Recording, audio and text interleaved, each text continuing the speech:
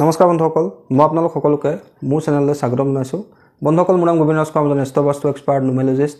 বন্ধুসকল, আপোনালোকৰ সুবিধাৰ্থে মই চেনেলটোত বাস্তুৰ সম্পৰ্কে, সংখ্যাতত্বৰ সম্পৰ্কে, জ্যোতিষৰ সম্পৰ্কে, তাৰ লগতে আপোনালোকৰ বিভিন্ন সমস্যাৰ সমাধানৰ উপায়সমূহৰ সম্পৰ্কে আলোচনা কৰি থাকোঁ। গতিকে যদিহে আপোনালোকৰ মোৰ চেনেলৰ ভিডিঅ'সমূহ চাই ভাল লাগে, অনুগ্ৰহ কৰি মোৰ চেনেলটো ছাবস্ক্ৰাইব কৰিব, ভিডিঅ'সমূহ লাইক কৰিব, কমেণ্ট কৰিব আৰু যিমান পাৰে শ্বেয়াৰ কৰিব। বন্ধুসকল, আমাৰ জীৱনত সাধাৰণতে যিবিলাক ঘটনা হৈ থাকে, সেয়া ভাল ঘটনাই হওক বা বেয়া ঘটনাই হওক, তাৰ কাৰণে আমাক প্ৰকৃতিয়ে ইয়াৰ ইংগিত আগতীয়াকৈ প্ৰদান কৰে। আমাৰ জীৱনত কোনো দুৰ্ঘটনা বা ডাঙৰ সমস্যা অহাৰ আগত আমাৰ চাৰিওফালৰ যি প্ৰকৃতি আছে, পঞ্চতত্ত্ব আছে, সেই পঞ্চতত্ত্বই কিন্তু আমাক ইংগিত প্ৰদান কৰে। আমাৰ ভুলটো ক'ত হয় যে আমি সেই ইংগিতখিনিক বুজিব নোখোজোঁ বা আমি ইগন'ৰ কৰোঁ। বন্ধুসকল, আজি মই আপোনালোকৰ লগত আলোচনা কৰিবলৈ আগবাঢ়িছোঁ যে আপোনালোকৰ ঘৰত যদি এইকেইটা লক্ষণ দেখা দিয়ে, তেন্তে জানি ল'ব খুব কম দিনৰ ভিতৰত কিন্তু আপোনালোকৰ জীৱনলৈ ডাঙৰ সমস্যা আহিব পাৰে। অৰ্থাৎ আপোনাৰ জীৱনলৈ সমস্যা অহাৰ আগত আপোনাৰ চাৰিওফালৰ যি পঞ্চতত্ত্ব আছে, পৰিৱেশ আছে, প্ৰকৃতি আছে, এই প্ৰকৃতিয়ে আপোনালোকৰ কেনেকুৱা ধৰণৰ ইংগিত প্ৰদান কৰে। প্ৰথম ইংগিতটো হ'ল, যদি আপোনাৰ ঘৰৰ মুখ্য দুৱাৰেদি কোনো বিষাক্ত সাপ প্ৰৱেশ কৰে, বিশেষকৈ শনিবাৰ বা মঙ্গলবাৰ সন্ধিয়াৰ সময়ত। এইটো কথা আপোনালোকে ধ্যান ৰাখিব। যদি আপোনাৰ ঘৰৰ মুখ্য দুৱাৰেদি কোনো বিষাক্ত সাপ, সকলো সাপৰ কথা মই নাই কোৱা, বিষাক্ত সাপৰ কথা কৈছোঁ, যদি আপোনাৰ ঘৰৰ মুখ্য দুৱাৰেদি কোনো বিষাক্ত সাপ প্ৰৱেশ কৰে, বিশেষকৈ শনিবাৰ মঙ্গলবাৰ সন্ধিয়াৰ সময়ত বা যদি অমাৱস্যাৰ দিনা প্ৰৱেশ কৰে সন্ধিয়াৰ সময়ত, তেন্তে এইটো কিন্তু আপোনালোকৰ ঘৰলৈ এটা ডাঙৰ সমস্যা অহাৰ ইংগিত। বন্ধুসকল, এই কথাটো আপোনালোকে নোট কৰি ল'ব। এইটো সম্পূৰ্ণ এটা প্ৰমাণিত কথা মই আপোনালোকক কৈছোঁ। যদি আপোনালোকৰ ঘৰৰ মুখ্য দুৱাৰেদি বিষাক্ত সাপ শনিবাৰ বা মঙ্গলবাৰে সন্ধিয়া বা অমাৱস্যাৰ দিনা প্ৰৱেশ কৰে, তেন্তে এয়াই কিন্তু আপোনালোকৰ জীৱনলৈ ডাঙৰ সমস্যা অহাৰ ইংগিত প্ৰদান কৰে। দ্বিতীয়তে, যদি আপোনালোকৰ ঘৰত সঘনে শ্বৰ্ট চাৰ্কিট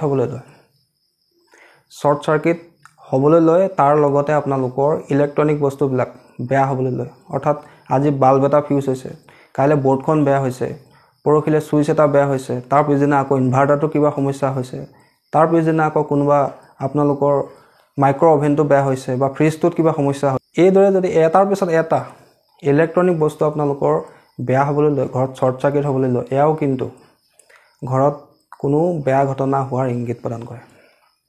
তৃতীয়তে, যদি আপোনালোকৰ ঘৰত ৱালবিলাকত ফাট মেলে, ঘৰৰ ফাউণ্ডেশ্যনটোত বা ৱালত যদি আপোনালোকৰ উঁই পোক লাগিবলৈ লয়, তেতিয়াও কিন্তু আপোনালোকৰ ঘৰত সমস্যা অহাৰ ইংগিত প্ৰদান কৰে। বা যদি আপোনাৰ ঘৰত যদি কাঠৰ ফাৰ্নিচাৰ আছে, বিচনা আছে ইত্যাদিবিলাকতো যদি উঁই পোক লাগিবলৈ লয়, তেতিয়াও কিন্তু আপোনালোকৰ ঘৰত সমস্যা অহাৰ ইংগিত প্ৰদান কৰে। যদি আপোনালোকৰ ঘৰত কোনো পবিত্ৰ গছ আছে, যেনেকৈ তুলসী হওক, বেল গছ হওক, এই গছবিলাক যদি আপোনাৰ ঘৰত শুকাই যাবলৈ লয়, বহু চেষ্টা কৰিলেও আপুনি সেই গছ গছনিখিনি যত্ন কৰি ৰাখিলেও যদি আপোনাৰ ঘৰত শুকাই যায়, তেতিয়াও কিন্তু আপোনাৰ ঘৰলৈ ডাঙৰ সমস্যা অহাৰ ইংগিত প্ৰদান কৰে। যদি আপোনাৰ ঘৰত যেতিয়া আপোনালোকে ঈশ্বৰৰ প্ৰাৰ্থনা কৰিবৰ সময়ত চাকি জ্বলায়, সেই চাকি যদি বাৰে বাৰে নুমাই যায়, যদি আপোনালোকৰ মন্দিৰত বেছিকৈ বতাহ সোমায়, তাৰ কাৰণে নুমাইছে যদি কোনো কথা নাই, কিন্তু যদি আপোনালোকে নিৰ্দিষ্ট এটা কোঠাত প্ৰাৰ্থনা কৰে, তাত কোনো ধৰণৰ বিশেষ বায়ু চলাচলৰ ব্যৱস্থা নাই, কিন্তু তথাপিও যদি আপোনালোকে জ্বলোৱা চাকি গছ বাৰে বাৰে নুমাই যায়, তেতিয়াও কিন্তু এয়া কিন্তু শুভ লক্ষণ নহয় ঘৰখনৰ কাৰণে। ঘৰলৈ বিপদ অহাৰ ইংগিত এই ঘটনাই প্ৰদান কৰে।